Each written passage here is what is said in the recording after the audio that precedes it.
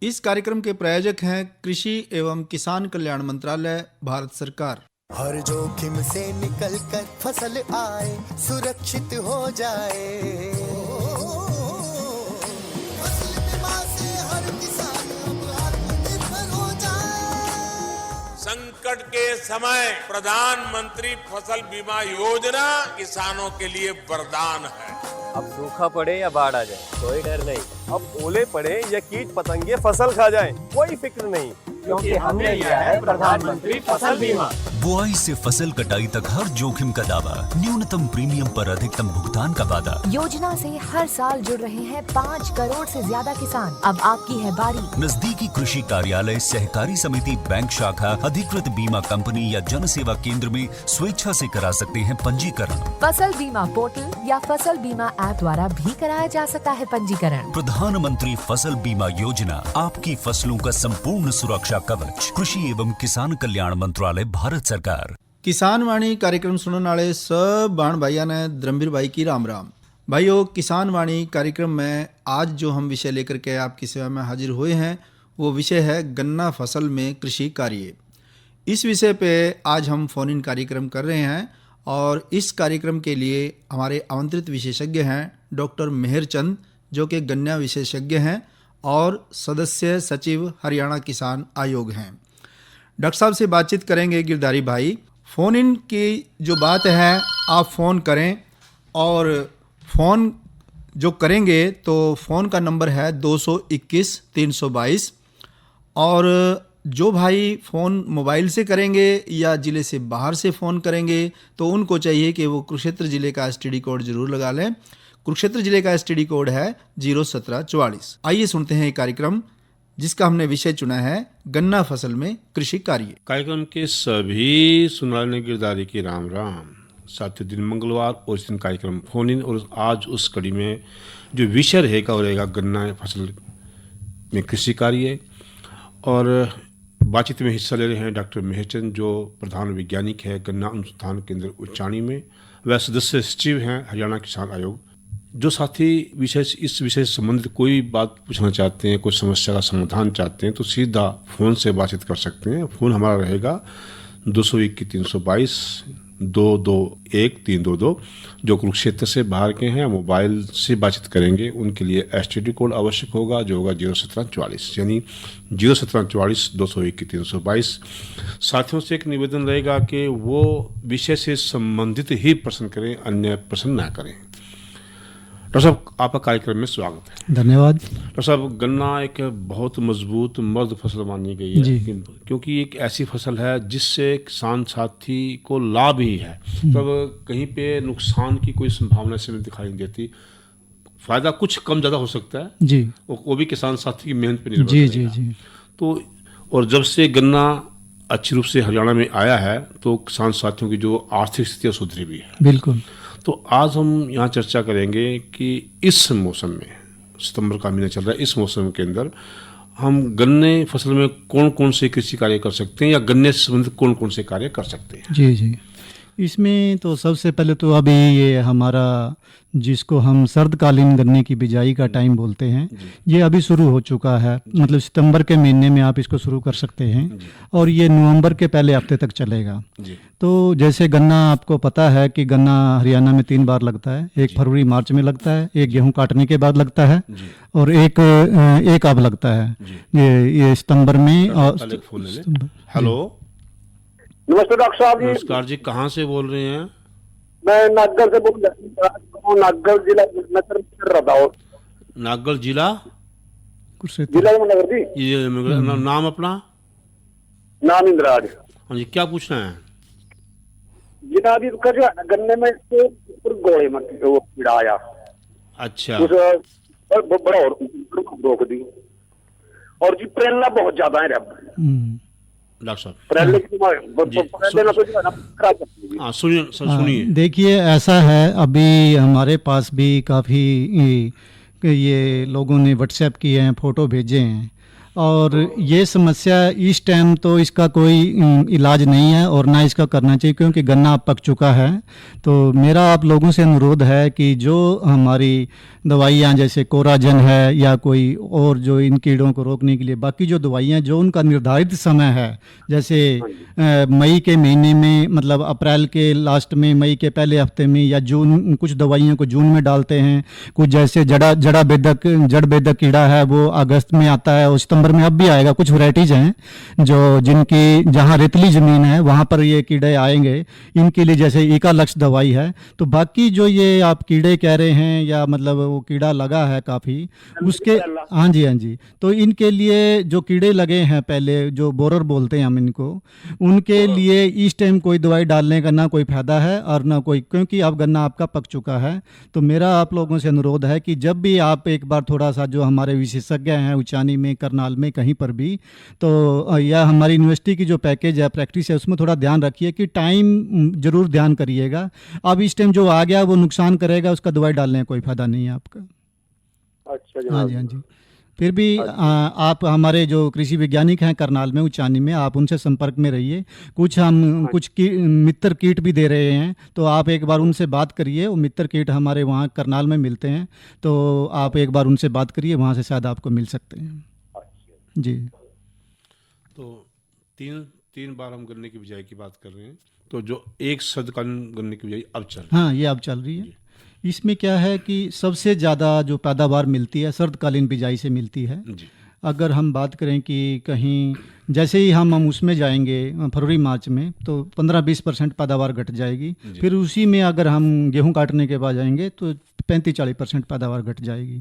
इसमें किसान, कई बार हमने बात करी है किसानों से कि वो इसके अंदर केवल हरियाणा के अंदर 10 से 15% एरिया आता है शरदकालीन बिजाई का, टोटल गन्ने का। तो हमने बात करी है किसानों कई बार ये रहता है कि मेरी जो सर्दी की जो फसल है, गेहूँ है, कुछ और फसलें हैं, वो मेरा नुकसान हो जाता है, फिर मैं तो ये करूँगा कि मैं गेहूं काटने के बाद ही गन्ना लगाता हूँ। अब बहुत ज़्यादा ट्रेंड है कि 30% के और 40% के करीब गेहूं काटने के बाद गन्ना लग रहा है और उसकी पैदावार बहुत कम है इसकी बजाय। तो अब तो बहुत सारी विधियाँ आ गई हैं, टेक्निक आ गई हैं, नई नई अंतः फसल आ गई हैं और नई मशीनें आ गई हैं। तो अब आप गेहूँ काटने के बाद जो गन्ना लगाते हैं उसको सारे को यहाँ पर शिफ्ट करो, गेहूँ काटने उसको यहाँ पर लेके आओ। जब भी आपको लगे जब गेहूँ बोने का टाइम आएगा तो आप उसके बीच में गेहूँ बो सकते हैं, ठीक है। तो अब आपको कोई वैसे डरने की कोई बात नहीं है। तो आपकी पैदावार पर एकड़ या पर एरिया जो भी होगी, आपकी पैदावार भी ज़्यादा होगी और आपको साथ में अंतः फसल भी मिलेगी। तो सब जो इस समय की बिजाई है उसके लिए कोई किस्म तय है या हर किस्म चल सकती है? गन्ने की, गन्ने में ऐसा है कि मोस्टली हमारा मोटा रूल ये है कि जो हम सितंबर अक्टूबर में शरदकालीन में हम अगेती किस्म की ही बिजाई करते हैं, क्योंकि वो जल्दी खाली हो जाएगा खेत और क्योंकि मिल चलेगी जब अगली बार, अगर आपको फिर वेट करना पड़ेगा तो इसमें टाइम पूरा मिल जाता है। तो अगेती किस्में ही इसके लिए बेस्ट रहती हैं। जितनी भी अगेती किस्में हैं वो आप इसमें लगा सकते हैं।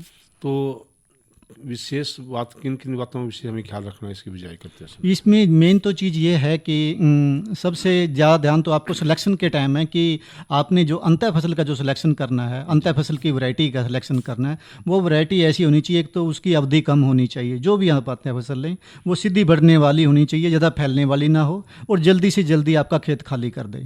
तो ऐसी आपने वैरायटी लेनी है। दूसरा एक ध्यान और करना है, जैसे ही आप इंटर क्रॉप ले, अंतः फसल तो आप पहले भी लेते थे मगर क्या करते थे, नीचे फ्लैट पे लेते थे, बिल्कुल जमीन बराबर ज़मीन पे। उसमें क्या होता था, जैसे चना है, मसरी है और आपका मटर है, इसमें अगर हल्का पानी लग गया तो ये सब वहीं मर जाएंगे आपके। तो अब जितनी भी अंतः फसल आपने लेनी है बेड के ऊपर लेनी है। बेड के ऊपर आपकी अंतः फसल आएगी और नीचे जो खूड है नीचे अंदर, उसके अंदर गन्ना आएगा। तो पहले आपका खेत लेजर लेवलर होना चाहिए, खेत बिल्कुल तैयार होना चाहिए। फिर उसके बाद आप मशीन से बेड बनाएंगे। मशीन आई है अंतः फसल की, जो बीज वाली जितनी फसलें हैं वो मशीन अपने आप बो देगी। उसको ये हमारी ये मशीन है इंटरक्रॉपिंग की, उसमें आप सबसे छोटा दाना सरसों का होता है, सबसे बड़ा दाना चने का या मक्की का लगा लो आप, तो आप उस मशीन के अंदर ही सेटिंग है, आप कोई भी फसल आप उससे अंतर फसल उससे बो सकते हैं। तो वो मशीन किराए पे मिलती है या मूल्य? नहीं, वो हमारे सेंटर पे हैं, और बहुत सारी ये जितने ये सेंटर बने हुए हैं मशीनों के सेंटर, CHC जिनको बोलते हैं, काफ़ी पे जो जहाँ पर गन्ने की मिल है या कुछ और है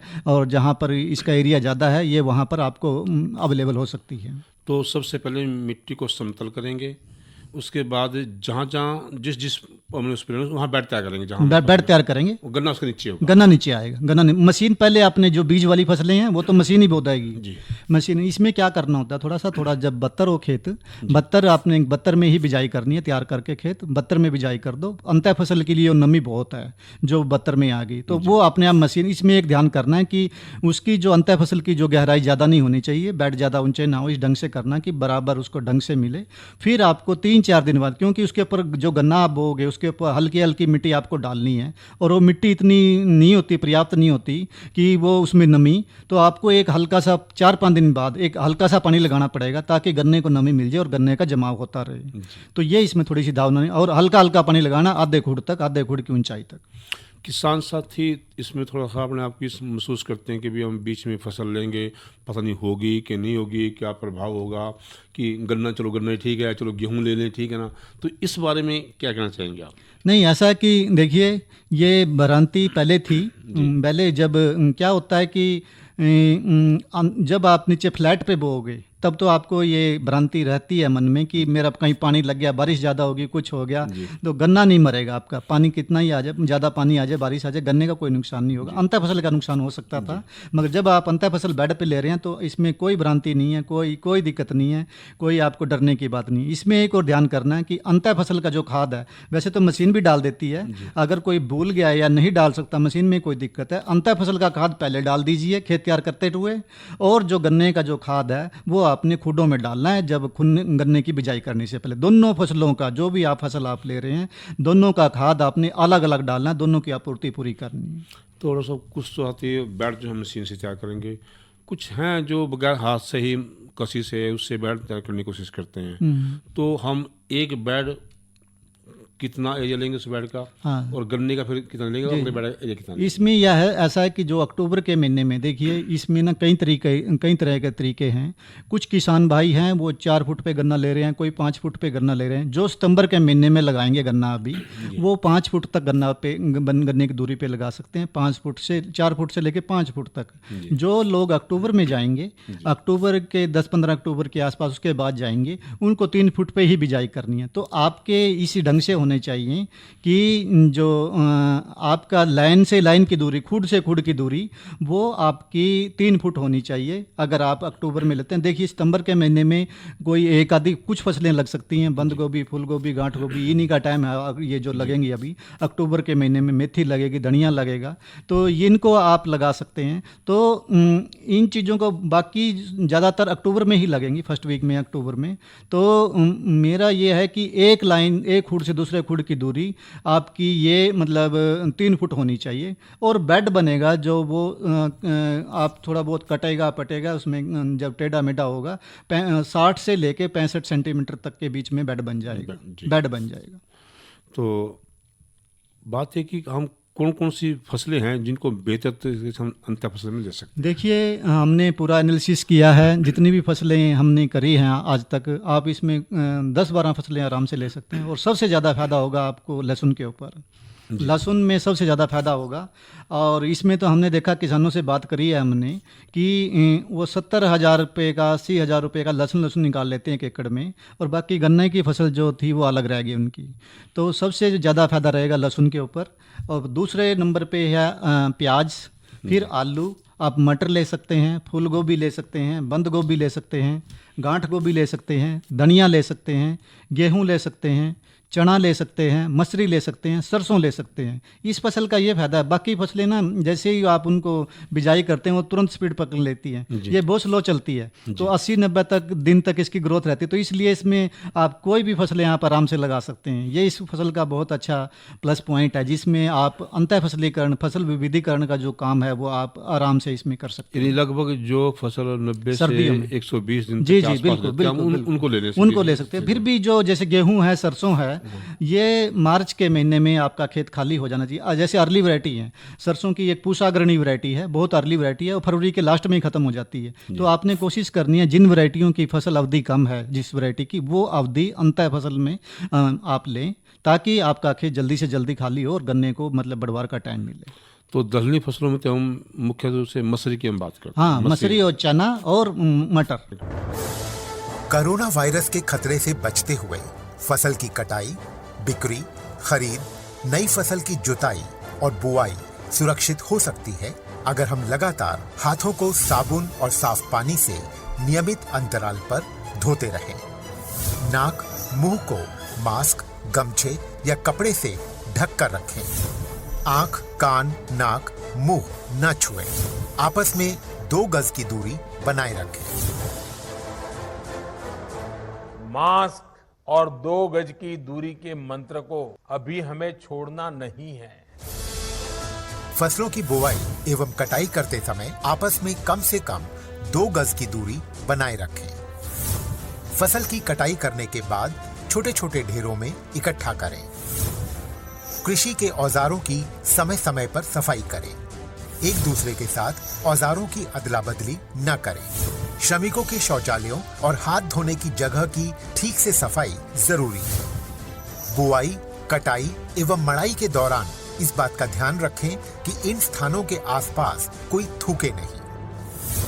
कंबाइन, हार्वेस्टर, थ्रेशर, जुताई और बुआई की मशीनों को इस्तेमाल से पहले साफ करें। मशीनों के इस्तेमाल से पहले और इस्तेमाल के बाद हाथ साबुन से साफ करें। वाहनों, बोरियों, थैलियों और पैकिंग के दूसरे सामान की साफ सफाई पर भी खास ध्यान दें। खरीद केंद्र पर आने से पहले किसानों एवं श्रमिकों की जांच। खरीद केंद्रों पर भीड़ न लगाएं एवं किसानों को बारी बारी से बुलाएं। गोदामों पर खरीदी हुई फसल को लेने में शीघ्रता करें ताकि किसानों एवं श्रमिकों को रुकना ना पड़े। कोरोना के खतरे से बचाव और अधिक जानकारी के लिए आरोग्य सेतु ऐप डाउनलोड करें। देश में खाद्य सुरक्षा के ये सिपाही भोजन की निरंतर उपलब्धता को सुनिश्चित करते हैं। किसान स्वस्थ रहें तभी हम कोरोना वायरस से जीत पाएंगे, आगे बढ़ पाएंगे। किसान सबल, देश प्रबल। एक बार फिर बता दें, जो आज का फोन इन कार्यक्रम का विषय है वह गन्ना फसल में कृषि कार्य, और बातचीत में हिस्सा ले रहे हैं डॉक्टर मेहचंद, जो प्रधान वैज्ञानिक है गन्ना अनुसंधान केंद्र उच्चाणी, वह सदस्य सचिव है हरियाणा किसान आयोग के। जिन साथियों ने अपना रेडियो सेट देर से खोला है उनके लिए बता दें कि तो नंबर है वो 221-322 और उसका एसटीडी कोड है 01744, यानी 01744-221-322 पे आप फोन करें और संबंधित विषय से कोई भी आपका प्रश्न है उसका समाधान पाएं। तो डॉक्टर साहब, हम बातचीत कर रहे थे कि गन्ना जो चने की मांग बढ़ रही है और जो एरिया घटता जा रहा है, यानी बहुत कम गन्ना चना, क्या इस गन्ने के अंदर हम उस बेहतर चना ले सकते हैं? जी, इसमें देखिए जितनी भी दलहनी फसलें हैं, अगर आप इनको ज़मीन पे लगाओगे सीधा तब इनकी पैदावार नहीं आएगी, और जैसे ही कहीं ज़्यादा पानी लगा या कुछ हुआ तो ये सारी ख़राब हो जाती हैं। मगर जो बेड प्लांटिंग में हमने बहुत सारे एक्सपेरिमेंट किए हैं, बेड प्लांटिंग पे इनको कोई नुकसान नहीं है। कितना ज़्यादा पानी फिर भी हम बेड प्लांटिंग के ऊपर जब हम इनको को लगाएंगे तो हम ये कई जैसे मसरी है, चना है और ये मूंग, ये और भी कुछ उसमें भी बसंतकालीन में लगने वाली हैं। तो फोन हाँ जी। हेलो, नमस्कार जी। डॉक्टर साहब नमस्कार जी, कहाँ से बोल रहे हैं? सर मैं जिला सहारनपुर से बोल रहा। गाँव? नकुड़ से। हाँ, नाम अपना? मेरा नाम विकास कुमार है जी। विकास जी, क्या पूछना है? सर गन्ने के बारे में पूछना। हाँ पूछिए, बताओ क्या पूछना गन्ने के बारे में। गन्ने में पिड़की सी वगैरह है ना? क्या चीज़ है? पिड़का रहा जी। पिड़का? जी ये ऐसा ये कह रहे हैं कि पत्ते खा रखे हैं जी सारे जी। क्या पत्ते खा लिए सारे सारे कीड़ा जो आ गया ना। इनके लिए ना ऐसा है, जितने भी इस टाइम ये कीड़े आए हुए हैं इनके लिए ना सिस्टेमिक दवाई हैं कई सारी, मार्केट में आप जाइएगा सिस्टेमिक दवाई हैं, उनका आप स्प्रे करेंगे तो आप उनसे इसका कंट्रोल हो जाएगा। इसमें कोई समस्या नहीं है, इतनी कोई बड़ी बात नहीं है, आप इनको कंट्रोल कर सकते हैं। जैसे रोगोर है, कुछ और दवाइयाँ हैं जो सिस्टेमिक दवाई हैं, वो इसमें आप इसमें स्प्रे कर सकते हैं आप। जी हम कहते जो अगर जब से बेड पे हमने फसल लेनी शुरू की है तब से फसल बढ़िया हो जाती है, हम ये चर्चा कर रहे थे। तो इसका मतलब हम इस विधि के द्वारा चने की जो मांग है वो पूरी कर सकते हैं। देखिए हमने काफ़ी एक्सपेरिमेंट किए हैं और हमने कई किसानों के यहाँ देखा भी है मैंने, वो चना बेड पे ही लगाते हैं। अब अपने इलाके में अगर चना होगा नीचे फ्लैट पे नहीं होगा, बेड का एनवायरनमेंट बिल्कुल अलग होता है, उसका बिल्कुल ज़मीन हल्की रहती है, तो आप उसमें आराम से उस पर खासकर दालों के लिए, सब्जियों के लिए कोई भी फसल है बेड प्लांटिंग पे आपको 10 से 12% हायर ईल्ड देगी, 10 से 15% तक ज़्यादा पैदावार देगी। तो सब किसान साथियों के दिमाग में एक प्रश्न और उभरता है, कई बार बात भी करते हूँ कि हम अंतर फसल तो कर लेंगे लेकिन गन्ने के पानी और बाकी फसलों की पानी में अंतर है। हाँ देखिए इसका मोटा सा ये है, इसका रूल है, थंब रूल बोलते हैं जिसको, जब तक अंतर फसल खड़ी है, देखो सर्दियों में गन्ने को ज़्यादा पानी की जरूरत नहीं पड़ती, ठीक है, तो जब तक अंतर फसल खड़ी है आपने पानी अंतर फसल के हिसाब से देना है। जब अंतर फसल कट जाएगी फिर कोई समस्या नहीं। तो ये कुछ फसलों तो जल्दी खत्म हो जाती हैं, कुछ तो नवंबर दिसंबर में ही खत्म हो जाएंगी, कुछ हैं जो जनवरी फरवरी में जाएंगे, उनमें पानी बहुत कम लगता है। तो ऐसा कोई दिक्कत नहीं है। अगर गन्ने में लगाना भी पड़ गया पानी, आपको हल्का पानी लगाते हैं, गन्ने में पानी बाई दी हुए सर्दियों में कोई लगाना भी पड़ गया, तो किसी भी फसल में आपको हल्का पानी दीजिए, नीचे पानी दीजिए, तो कोई समस्या नहीं है कि किसी में कोई दिक्कत आएगी। तो उसके बाद तो आपको नॉर्मल चलेगा, पर मार्च के बाद, फरवरी मार्च के बाद। मतलब आप 3 काम कर सकते हैं, गन्ने की फसल भी ले लेंगे, दाल की फसल भी ले लेंगे, और दाल की फसल से जो है खेत में हरी खाद का प्रयोग, हरी खाद का भी प्रयोग वो पूरी बिल्कुल। और इसके अलावा आप दो अंतर फसल ले सकते हैं। जैसे कैसे कि अभी आपने सितंबर में या लास्ट में अक्टूबर के पहले हफ्ते में बंद गोभी, फूल गोभी, गांठ गोभी लगा लिया, ये तो जल्दी खत्म हो जाएंगी। ये उसके बाद आप उन्हीं बेड के ऊपर अपनी मशीन के अंदर थोड़ी बहुत एडजस्टमेंट करके आप गेहूँ बो सकते हैं, गेहूँ बो सकते हैं, कोई और फसल बो सकते हैं, आप उसको ले सकते हैं। तो ये इसमें कर सकते हैं। फिर एक सवाल किसान साथी और करते हैं भी, क्या इससे उनकी ज़मीन की उपजाऊ शक्ति कम होगी? किससे? जो हम बार बार फसल लेंगे उसके अंदर भी क्या उनकी ज़मीन की उपजाऊ शक्ति खत्म होती है क्या इससे कि एक बड़ी फसल भी लेंगे, 3 अंतःक्रमण फसल भी इसके अंदर लेंगे? हाँ जी, नहीं ऐसा नहीं है। देखिए ये इसका रूल है कि हर फसल के लिए जो भी आप अंतर फसल लेंगे उसका आपको डालना पड़ेगा, उसके लिए आप न्यूट्रिएंट तो आपको जो नहीं डालेगा उसके लिए नुकसान होगा, जो डालता है उसके लिए कोई दिक्कत नहीं, उसका कोई नुकसान नहीं होगा। क्योंकि अंतर फसल की जो प्रैक्टिस है, प्रयोग है बहुत अच्छा, लेकिन कुछ एक भ्रम एक सांसद मन में, जब तक वो नहीं निकलते तब तक वो इस नहीं बिल्कुल नहीं। देखिए 2-3 चीज़ों का जरूरी ध्यान ना, खेत लेवल होना चाहिए आपका, और पानी बिल्कुल कम से कम लगाइए जब तक अंतर फसल खड़ी है, और खाद दोनों का बराबर दीजिए, ठीक है। और वैरायटी का सिलेक्शन, और जब भी कोई गड़बड़ होती है या तो आपका खरपतवार ज़्यादा हो गए, खरपतवार के लिए मैं बात करता हूँ, खरपतवार के लिए इसमें बिजाई के तुरंत बाद, गन्ने की बिजाई कर दी, दूसरा पानी लगा दिया, उसके जामने से पहले तुरंत बाद आपको पेंडीमेथिलीन स्टोम्प दवाई होती है, उसका 1 लीटर का आपने स्प्रे करना है। अगर वो स्प्रे नहीं किया बाद में आपको कोई भी आप स्प्रे नहीं कर सकते। कुछ दवाइयाँ ऐसी हैं जो अकेले गन्ने के लिए हैं, वो आपने स्प्रे नहीं करनी, जैसे अट्राजीन दवाई है, सैंपरा दवाई है, कोई ऐसी दवाइयाँ हैं जो अकेले गन्ने के लिए हैं, वो आपने अंतर फसल में यूज नहीं करनी। अदरवाइज जब भी कोई खरपतवार आते हैं अंतर फसलीकरण में तो एक बार कृषि वैज्ञानिकों से सलाह जरूर करें कि भी क्या करना है, क्योंकि यही कुछ चीजें रहेंगी ना। हाँ, क्यों खरपतवार उनमें भी आना है, उनमें भी आना है, और वहाँ फिर भ्रम पैदा जाता है, क्या करें, नहीं गलत कर देता है तो नुकसान हो जाता है। नहीं देखिए इसकी शुरू से प्लानिंग बनानी पड़ेगी, आपको शुरू से प्लानिंग बनानी कि मेरा खरपतवार का सिस्टम क्या है, उसका खाद प्रबंधन का, सिंचाई प्रबंधन का क्या तरीका है, सारी टेक्नोलॉजी अवेलेबल है। और सभी तरह के अगर आप देखिए अंतर फसल में वैसे ही एक फायदा है कि जब आप बेड के ऊपर आपकी फसल आ गई, एरिया आपका सारा कवर हो गया, खरपतवार वैसे ही कम आएंगे। अगर आपने दवाई डाल दी बिजाई के तुरंत बाद, वैसे ही खरपतवार आपके कम हो जाएंगे, तो कोई इतना डरने की जरूरत नहीं है। ये सारी जो फसलें हैं हमारी यूनिवर्सिटी की जो पैकेज है सब उसके अंदर डाल ली हैं, और वो पूरा डिस्कशन के बाद, किसानों से बात करने के बाद, कृषि अधिकारियों से बात करने के बाद वो उसमें डाली गई हैं। तो सब एक और कि इससे एक तो फसल की जो किसान की आय है वो दुगनी होगी, जी दुगनी की तिगुनी भी हो सकती है अगर 3 फसल लेंगे तो। हाँ जी। लेकिन एक भ्रम फिर दिमाग में आता है, क्या इससे गन्ने की यील्ड कम होगी? नहीं नहीं, ऐसा है कि देखिए गन्ने की यील्ड तो तब है कम। कुछ किसान क्या करते हैं, हमने देखा है जो अंतः फसलीकरण करते हैं वो क्या करते हैं, वो 2.5 फुट पे बिजाई करते हैं और बीच में फिर अंतः फसल लेते हैं। वहाँ पर क्या है, जो 2.5 फुट पे अंतः फसल लेगा उसकी गन्ने की फसल पे पक्का असर पड़ेगा। जो लोग 3 फुट पे 4 फुट पे जो बिजाई करते हैं उनकी फसल पे कोई, उनके गन्ने की फसल पे कोई असर नहीं पड़ेगा, या उनके ऊपर असर पड़ेगा जो अंतः फसल का खाद नहीं डालेंगे या गन्ने का खाद नहीं डालेंगे, खरपतवार कम या खरपतवार कंट्रोल नहीं करेंगे, या मतलब पानी ज़्यादा दे देंगे, कुछ कर देंगे। थोड़ी सावधानियाँ इसके साथ हैं, जो सावधानियाँ नहीं बरतेगा उसकी पैदावार कम हो सकती है, अदरवाइज कोई दिक्कत नहीं। क्योंकि मैंने 1-2 किसान साथियों से संपर्क किया, उन्हें खेत में गया तो एक किसान साथी ने शिकायत की कि मेरा जो गन्ने की यील्ड कम है, लेकिन अगले जब मैं खेत में गया तो उन्होंने कहा जी मैं 1 एकड़ से लगभग 500 क्विंटल गन्ना ले रहा हूँ और अंतःकरण फसल भी ले रहा हूँ, उसने लहसुन भी ले रखा था। हाँ बिल्कुल। तो ये 2 चीज़ें हैं, ये दोनों किसानों में कहीं तो फर्क है। हाँ बिल्कुल है। कि एक अंतःकरण ले रहा है, कहीं मेरा यील्ड घटी है, एक कह रहा है कि मेरी यील्ड बढ़ी है।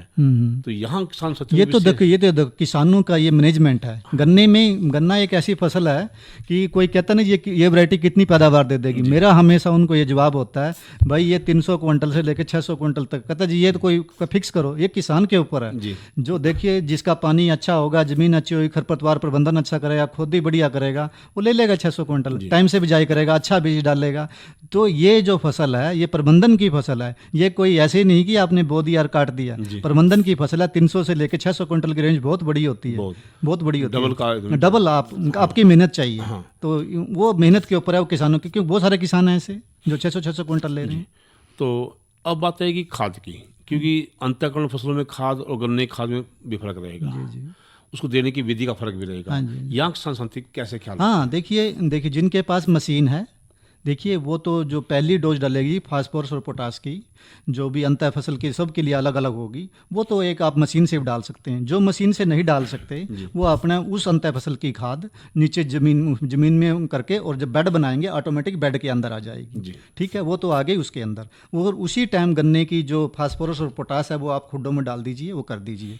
बाद में कोई अंतः फसल को कोई खाद देनी है वो आपकी बेड के ऊपर है, आपने बेड के ऊपर ही खाद डालनी है, गन्ने के ऊपर खाद डालने की जरूरत नहीं। गन्ने में जो खाद जरूरत पड़ेगी वो फरवरी मार्च में जाके जरूरत पड़ेगी, इतना उसको जरूरत नहीं पड़ेगी। तो किसान भाइयों को ये जरूर ध्यान करना है कि अंतः फसल की जो सिफारिशशुदा जो खाद हैं अलग अलग सब के लिए, और जो टाइम है पानी का, खाद का, वो आपने बिल्कुल ध्यान में रखना है। अदरवाइज फिर आपको नुकसान हो जाए। कभी ये छोड़ दें कि जो गन्ने के लिए खाद डाल ली है वही काम चला लेंगे, उससे काम चला नहीं ऐसा, या बेड वाली इधर गिर गई होगी या उधर चलेगी, नहीं। तो ये थोड़ा जरूर ध्यान करना है। जी, तो इस सब जानकारी के लिए आपका बहुत धन्यवाद। आपने हमारे किसान साथियों को बहुत अच्छी जानकारी दी, और उम्मीद है किसान साथी इस बात को समझेंगे कि जो समय है अब किसान की आय बढ़ाने का, जो समय आ गया कि दुगुनी का, ऐसे तो बढ़ेगी नहीं, बढ़ेगी, विधि अपना के बढ़ेगी। ये विधि अंतः फसलीकरण और ये इस तरह की कई चीजें लगा किसान साथी इसको अपनाएंगे और अपनी जो है आय को दुगुना करेंगे।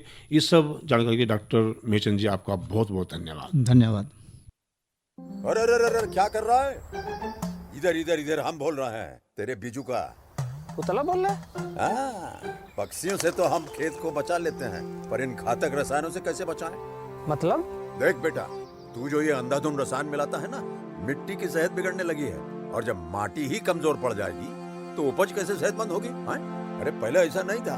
पूछना अपने बड़े बुजुर्गों से, कैसे फसल लहलहाती थी, शुद्धता झलकती थी। हाँ, माटी भी तंदुरुस्त और लोग भी। अरे पहली वाली बात कहाँ?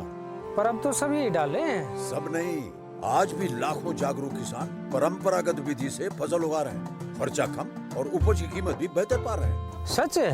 रे बेटे, एक्सपीरियंस से बता रहे हैं, धूप में बाल सफेद नहीं किए हैं। हाँ। ठीक है भाई, मैं भी आज से जैविक खेती शुरू करूंगा। माटी से प्रेम की परंपरा है, परंपरागत खेती। तो ये था हमारा आज का किसान वाणी कार्यक्रम। इस कार्यक्रम के प्रायोजक थे कृषि एवं किसान कल्याण मंत्रालय, भारत सरकार। धर्मवीर भाई ने दे इजाजत। अच्छा भाइयों, राम राम।